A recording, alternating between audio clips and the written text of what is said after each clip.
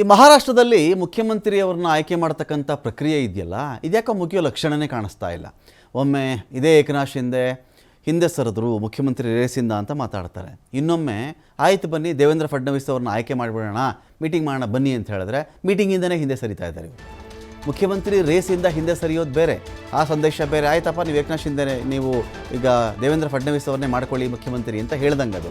ಆದರೆ ಮೀಟಿಂಗ್ ಮಾಡಿ ಎಲ್ಲರೂ ಕೂಡ ನಾವೆಲ್ಲ ಒಂದು ಅಲಯನ್ಸ್ ಅಂತ ಮಾಡ್ಕೊಂಡಿದ್ದೀವಲ್ವ, ಮಹಾಯುತಿ ಅಲಯನ್ಸ್ ಅಂತ ಹೇಳಿ, ಅಲಯನ್ಸ್ನ ಎಲ್ಲ ನಾಯಕರು ಬಂದು ಒಂದು ಕಡೆ ಮಾತಾಡಿ ಅಂತಿಮ ನಿರ್ಧಾರ ಮಾಡೋಣ ಬನ್ರಪ್ಪ ಅಂತ ಹೇಳಿದ್ರೆ ಏಕನಾಥ್ ಶಿಂದೆ ನಾಪತ್ತೆ. ಕೊನೆಯ ಹಂತದ ಕಸರತ್ತು ನಡೆಸಿದ್ರೂ ಕೂಡ ಇನ್ನೂ ಈ ಗೊಂದಲ ಮುಗಿಯೋ ಲಕ್ಷಣ ಕಾಣಿಸ್ತಾ ಇಲ್ಲ. ಮಹಾರಾಷ್ಟ್ರದ CM ಆಯ್ಕೆ ಕಗ್ಗಂಟಾಗ್ತಾ ಇದೆ. ನಿನ್ನೆ BJP ಹೈಕಮಾಂಡ್ ಜೊತೆಯಲ್ಲಿ ಮಹಾನಾಯಕರು ಚರ್ಚೆ ಮಾಡಿದ್ದಾರೆ. ಏಕನಾಥ್ ಶಿಂದೆ, ಅಜಿತ್ ಪವಾರ್, ಫಡ್ನವೀಸ್ ಜೊತೆಯಲ್ಲಿ ಹೈಕಮಾಂಡ್ ನಾಯಕರು ಚರ್ಚೆ ಮಾಡಿದ್ರು. ಹೈಕಮಾಂಡ್ ಜೊತೆಯಲ್ಲಿ ಚರ್ಚೆ ಆಗ್ತಾ ಇದ್ದಂತೆಯೇ ಏಕನಾಥ್ ಶಿಂದೆ ಮಾತಾಡ್ತಾರೆ. CM ಕುರ್ಚಿಗಾಗಿ ಮಹಾಯುತಿ ಮೈತ್ರಿಕೂಟ ಇದೆಯಲ್ಲ, ಇದು ನಾನು ಬಿಟ್ಟುಬಿಡಲ್ಲ ಅಂತ ಶಿವಸೇನೆ ಹೇಳುತ್ತೆ. ಕೇಂದ್ರ ನಾಯಕತ್ವದ ನಿರ್ಧಾರಕ್ಕೆ ನಾನು ಬದ್ಧ ಅಂಥೇಳಿ ಶಿಂಧೆ ಬಣದ ಶಿವಸೇನೆ ಹೇಳಿದೆ.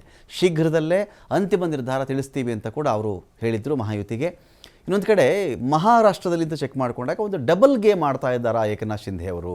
ಒಂದು ಕಡೆ ಕೇಂದ್ರ ಹೇಳಿದಂತೆ ಅಂತ ಹೇಳೋದು, ಅಲ್ಲಿ ಬಂದುಬಿಟ್ಟು ಈ ಕೇಂದ್ರ ಯಾವ ಥರ ಹೇಳುತ್ತೋ ಆ ಥರ ಮಾಡ್ತೀವಿ ಅಂತ ಹೇಳೋದು. ಮತ್ತೊಂದು ಕಡೆ BJP ಮೇಲೆ ಇವರಿಗೆ ಮುನಿಸಿದೆಯಾ, ಇವತ್ತು ನಡೆಯಬೇಕಿದ್ದಂತಹ ಈ ಒಂದು ಮಹಾಯುತಿಯ ಸಭೆಗೆ ಗೈರಾಗಿದ್ದಾರೆ ಏಕನಾಥ್ ಶಿಂದೆ ಅವರು.